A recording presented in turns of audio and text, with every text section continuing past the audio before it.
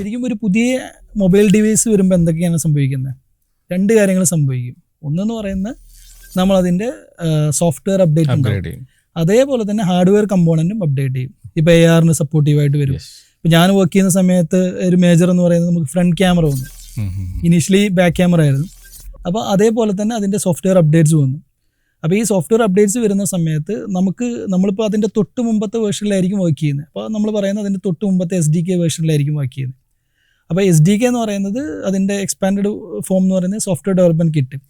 അതായത് ആ മൊബൈൽ ഡിവൈസസിൽ നമുക്ക് തേർഡ് പാർട്ടി ആപ്ലിക്കേഷൻസ് ഡെവലപ്പ് ചെയ്യാൻ വേണ്ടിയിട്ടുള്ള എൻഡ് ടു എൻഡ് കാര്യങ്ങൾ. അതിൽ വേറൊരു പ്രോഗ്രാമിംഗ് ലാംഗ്വേജ് ഉണ്ടാവും, അതേപോലെ അതിൻ്റെ IDE, അതിൻ്റെ ഫ്രെയിം വർക്ക്സ്, പിന്നെ അതിൽ നമ്മൾ യൂസ് ചെയ്യുന്ന ആർക്കിടെക്ചർ, ഇങ്ങനത്തെ എല്ലാ കാര്യങ്ങളും വരുന്ന ഒരു രീതിയിലായിരിക്കും നമുക്ക് ഈ SDK എന്ന് പറയുന്നത്. ഇതാണ് നമ്മൾ SDK എന്ന് പറയുന്നത്.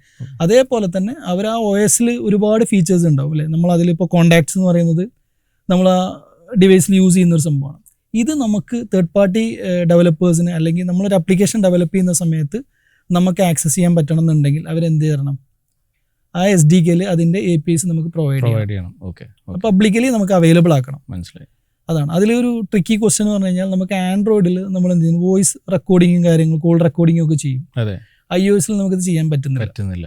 അതെന്തുകൊണ്ടെന്ന് വെച്ചാൽ iOS അവർ അതിൻ്റെ SDKയിൽ നമുക്ക് അതിൻ്റെ പ്രിവിലേജ് അല്ലെങ്കിൽ ആക്സസ് പ്രൊവൈഡ് ചെയ്യുന്നില്ല. അതേപോലെ ബ്ലൂടൂത്ത് നമുക്ക് ആക്സസ് ചെയ്യാൻ പറ്റും.